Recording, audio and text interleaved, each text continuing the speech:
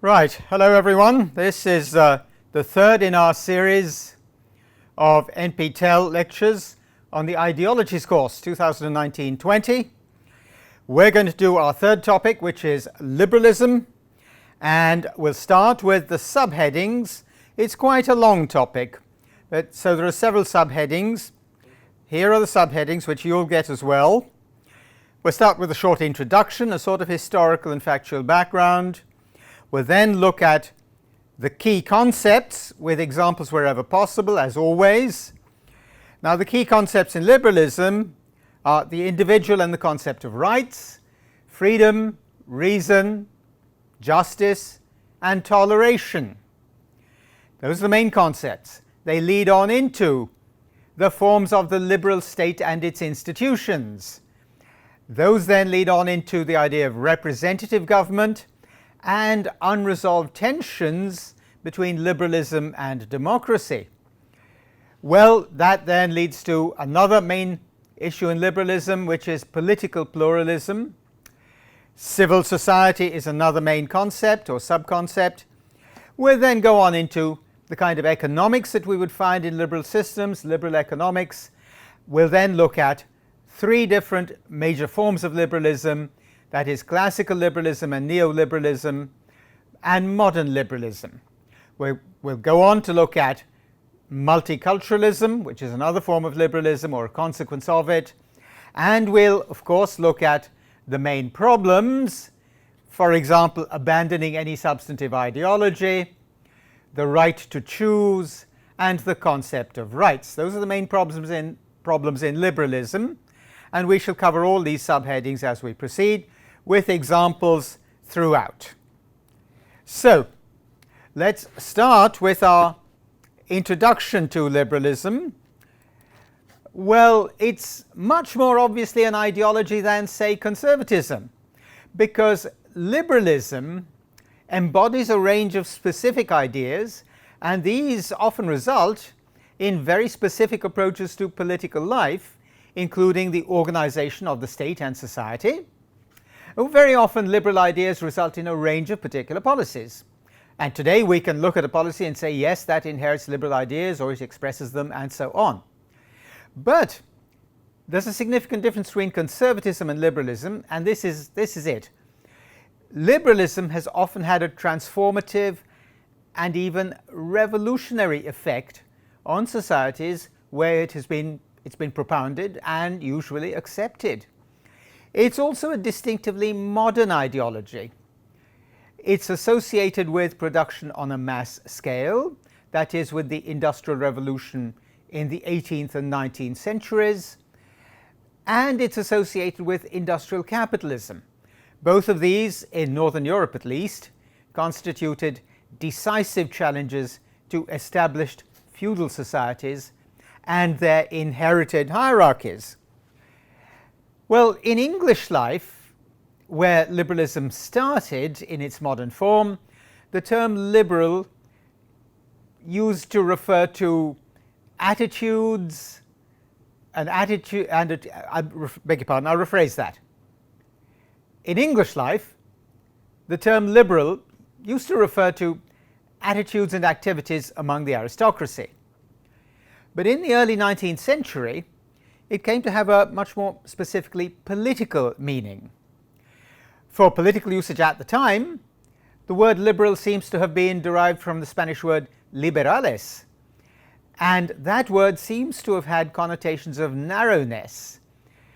In Britain, the Tories, now the Conservatives, still called the Tories used the word liberal to attack their main opponents, who at that time were called the Whigs, W-H-I-G, Whigs.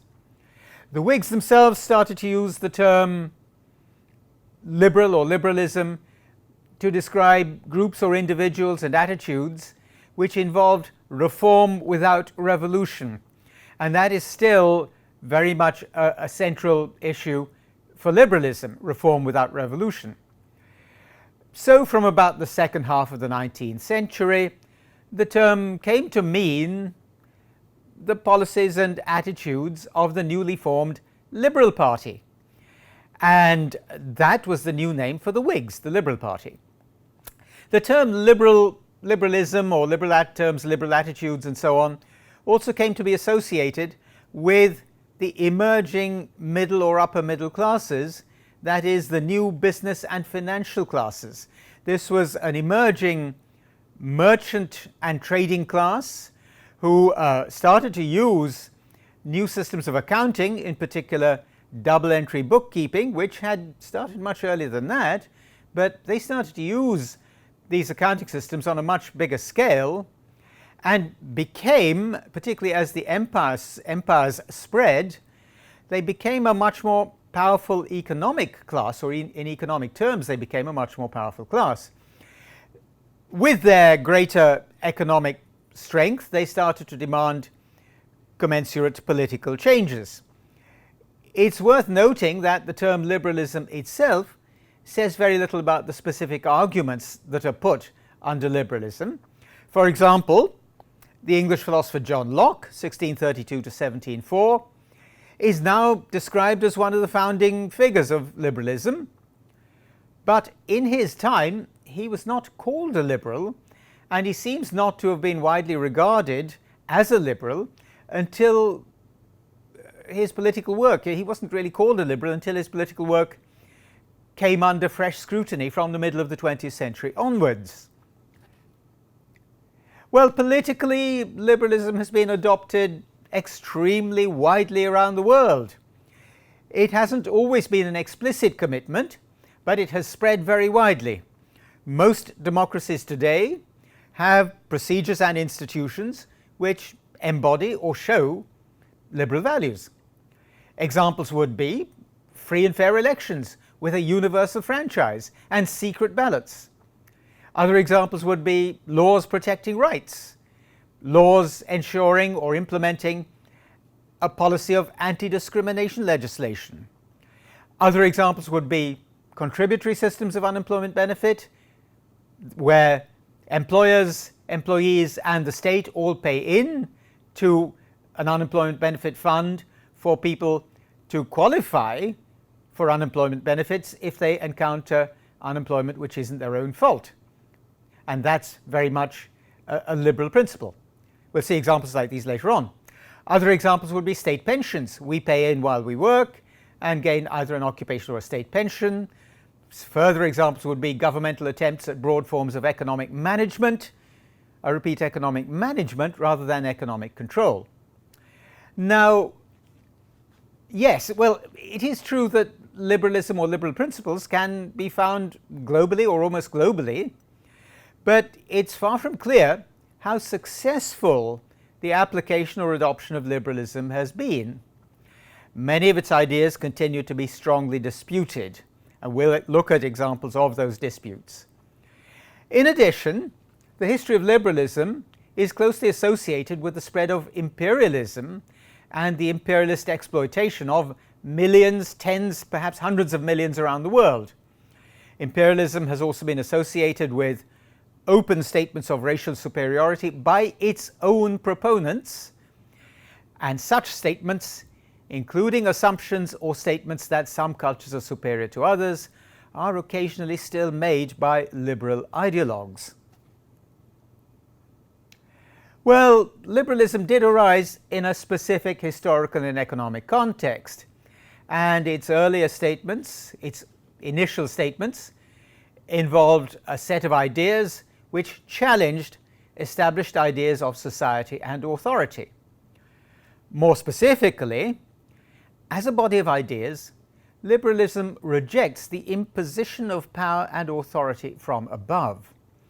That includes resisting the imposition of ideologies, faiths, religious faiths, moral principles, or ways of life, including occupations and social or other activities. And this goes right down to things like sexual preferences and orientations. Well, we shall list the main ideas in liberalism, and we shall then outline the implications for the organization of government and other institutions of state. Well, and then after that we'll examine the main forms of liberalism, and we shall conclude by identifying some of the problems in liberal thought and liberal politics. Well, historically, liberalism has gone through two main phases. Classical liberalism is one, and modern liberalism is the other. The modern form is a modified version of the classical form and has faced severe criticism from supporters of the older version. Such supporters, often called neoliberals, did not have much impact until the late 1970s, when politicians such as Ronald Reagan and Margaret Thatcher claimed, at least in public, to support policies which would be consistent with classical liberalism. This allegedly revived form came to be called neoliberalism, and it too has faced renewed challenges since the global financial crash of 2007 to 8 or 2007 to 9. Various forms of modern liberalism have been put forward as alternatives, and so have other ideologies. Well, what about the key concepts of liberalism? These are the individual and the concept of rights, freedom, reason, justice, and toleration.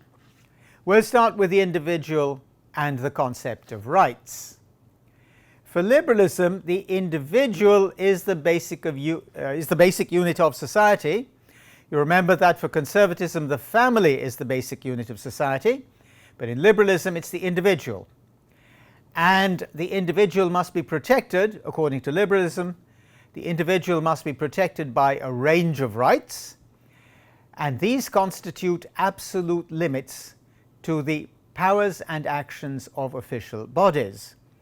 Rights also involve processes, such as the right to participate in fair and free elections, the right to freedom from the arbitrary use of official power, and the right to personal privacy.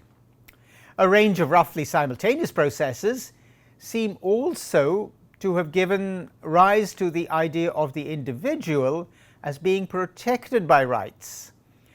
In the late 18th century, feudal societies in Northern Europe began to break down because the newly emerging industries needed large numbers of laborers to do the new types of work which were emerging, and emerging very rapidly.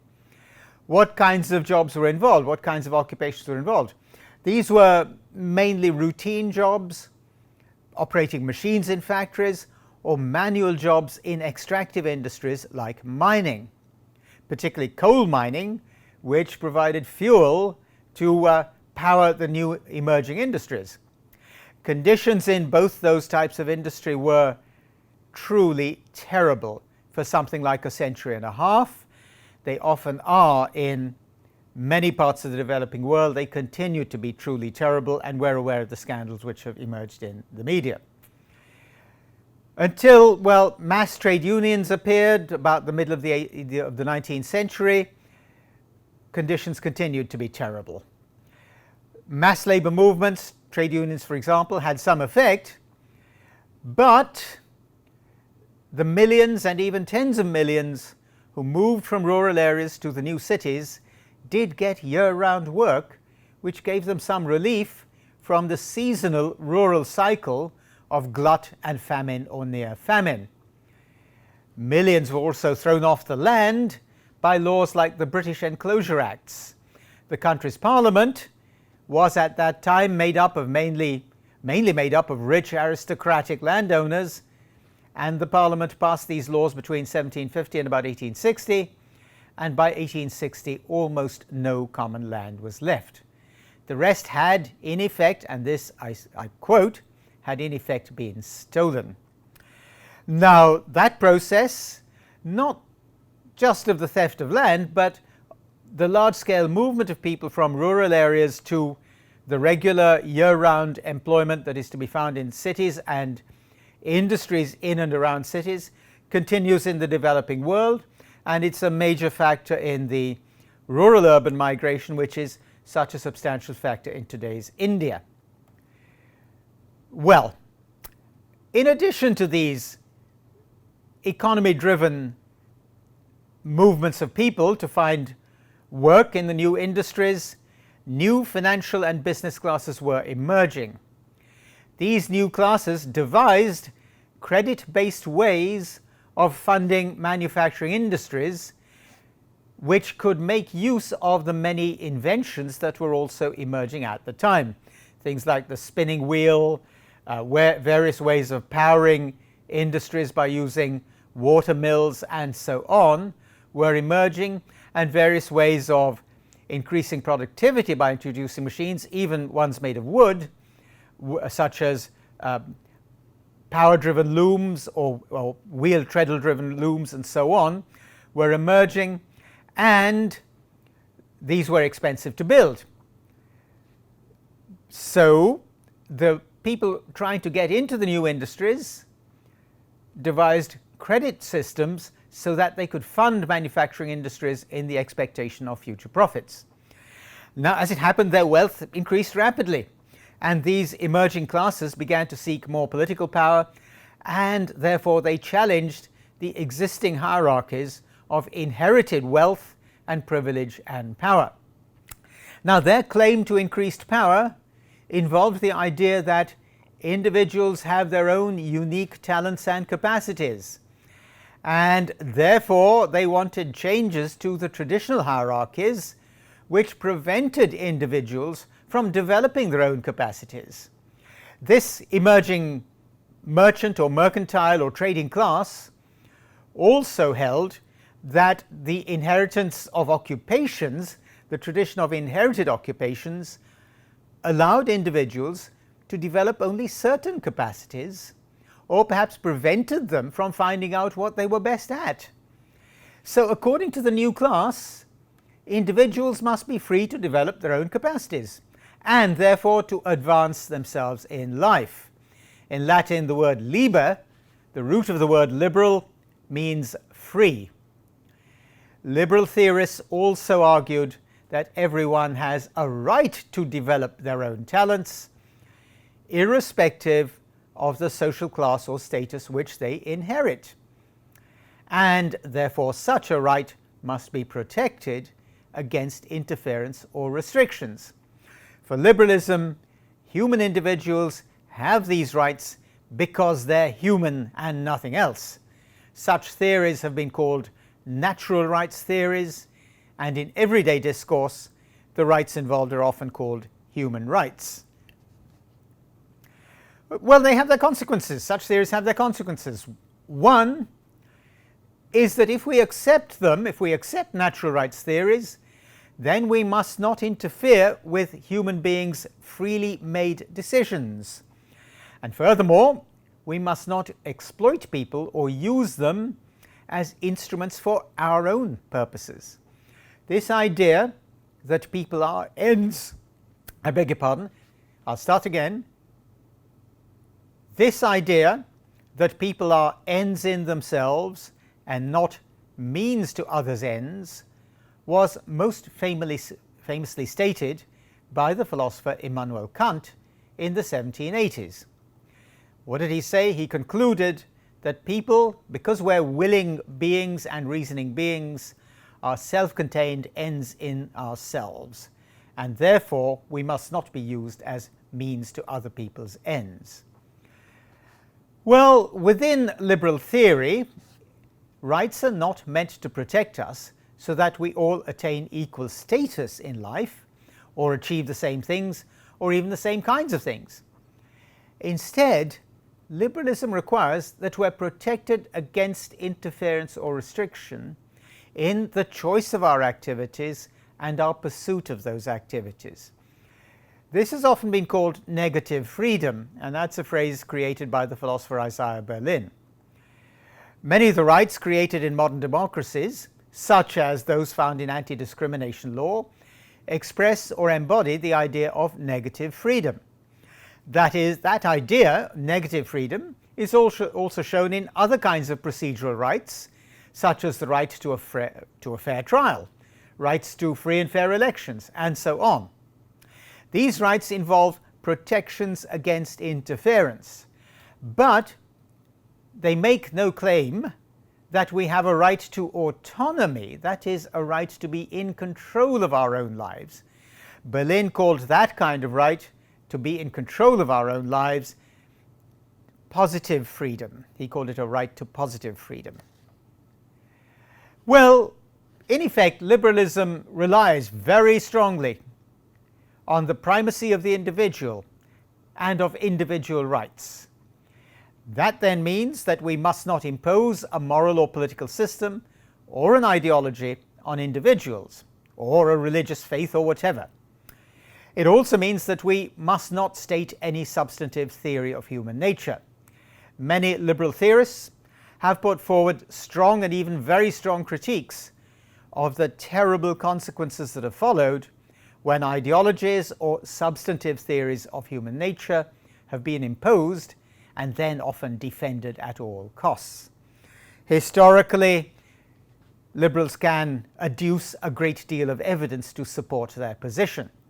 Nazi Germany would be one example, and other examples could easily be found in, for example, those colonial conquests which were inspired by religious motives, such as the Iberian colonization of Central and Latin America. And among examples of the imposition of ideologically driven systems would be the history of the Soviet Union and China under hardline communism, and the neoliberal financial doctrines which have dominated economic policy almost worldwide since 1980 and have often been forced by major governments and international financial institutions on a range of countries across the world. Well, what about freedom, the second main concept in liberalism? The idea of the individual is, of course, conceptually related to the idea of freedom in liberalism. According to liberalism, we're all unique individuals, and our individuality is, so to speak, sacrosanct. We therefore have an inherent right to choose our activities, our directions in life, and almost anything else freely and without restriction. This can only be achieved in a certain kind of society. Liberalism therefore requires that we organize society so that individual rights and freedoms are protected. Then we can develop our capacities freely. This can create problems, especially when our free action restricts others' freedom or freedoms. This can occur frequently in everyday matters as well as larger issues. For example, if we throw our rubbish anywhere we like, we're despoiling somebody else's surroundings, even our own as well. If we play very loud music late at night or drive vehicles in any manner we like, we're limiting other people's freedoms and potentially, often actually, also harming them. Most liberal thinkers therefore reject the idea of unlimited freedom, and instead they favor keeping restrictions to a minimum. For example, John Stuart Mill argues for limitations only to prevent harm to others, and some contemporary libertarians, who go further than liberals, advocate the freedom to harm oneself, for example by taking addictive or harmful substances. John Rawls tried to reach a sort of compromise position which would give us liberties which would be consistent with similar liberties for all. Well, liberals have wrestled with the question of limitations or justifiable limitations for a very long time, and those issues continue within contemporary liberal debates, as we've seen. Well, what about reason? For liberalism, reason is an essential element in our capacity to make free decisions for ourselves. Historically, forms of liberalism have derived some of their weight from the enormous social and political changes which are broadly known as the Enlightenment. This involves the progressively widening recognition that we can reason about things that once seemed to be unchangeable features of life, such as established political or religious authority, or natural disasters, outbreaks of disease, and so on. Politically, the Enlightenment may have started in the city-states of medieval Italy, particularly Florence. These states wrote their own constitutions and were involved in often confrontational relations with the Church in Rome. But in other respects, the Enlightenment has derived very great energy and momentum from advances in the natural sciences. These have enabled us to explain, predict, and control many apparently uncontrollable natural phenomena, such as floods, diseases, and the like. Now, this ties up with a liberal view of individuals' capacity to reason. It was largely reasoning that led to the enormous spread of new knowledge and new conceptions about society and new knowledge about the natural world, the physical world. And therefore, for liberalism, individuals' capacity to reason is central to being human. It also makes individuals the best judges of what is best for themselves. Therefore, too, education is essential if individuals are to be liberated from superstition, ignorance, and submission to unquestioned authority. The capacity to reason is spread by the process of education, and it enables us to reach agreement without resorting to violence. For liberalism, violence is at most the last resort. So, what then about justice? In liberal thought, justice has to do with the distribution of rewards and punishments. In what is called modern liberalism, justice can include material benefits as a form of social justice. The liberal idea of justice is derived from the principle of foundational equality. According to that principle, we are all of equal moral worth. Therefore, we must have formal equality in respect of opportunities and procedures, and the law must be applied equally to all of us.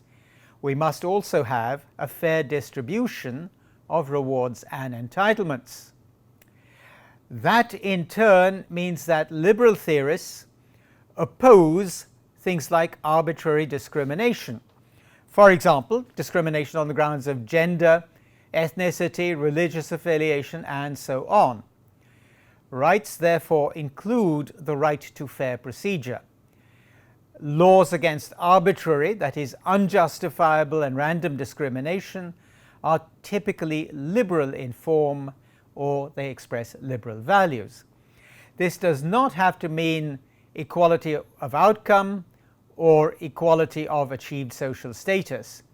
Liberalism can accept inequality if it results from a fair process, and the idea of a meritocratic society is a typically liberal one, because it implies reward in proportion to our talents, allied to our efforts. Well, this then leads on to the idea of toleration. Liberal theorists require that we do not impose ideologies or way of life or beliefs on people. That means we have to tolerate wide or even very wide diversity in society, even if we do not like people's decisions, choices, or preferences. We may find those choices and preferences unsettling, disturbing, or offensive, but liberalism places a duty of tolerance upon us as a complement to the right to choose our way or ways of life. In liberalism, we have a duty to tolerate others' ways, just as we have a right to tolerance of our ways. So, in practice, well, most liberals accept some limits to toleration, especially where harm is caused by anyone's conduct, but the controversies which result are often very fierce. One very important point here is that toleration can require us to recognize mutual dependence. For example, workers and employers may have conflicting interests, and organized bodies such as trade unions may act very forcefully in any disputes, but liberal theory recognizes that each side needs the other. Most contemporary democracies have laws on the conduct of such disputes, and they have procedures regulating the relevant dealings. These laws, of course, do not specify the outcomes, they specify the types of procedures that have to be followed. And such laws are characteristically liberal in form, precisely because they specify procedures. They try to ensure fair procedures, but they don't specify the outcomes or the substance of the outcomes.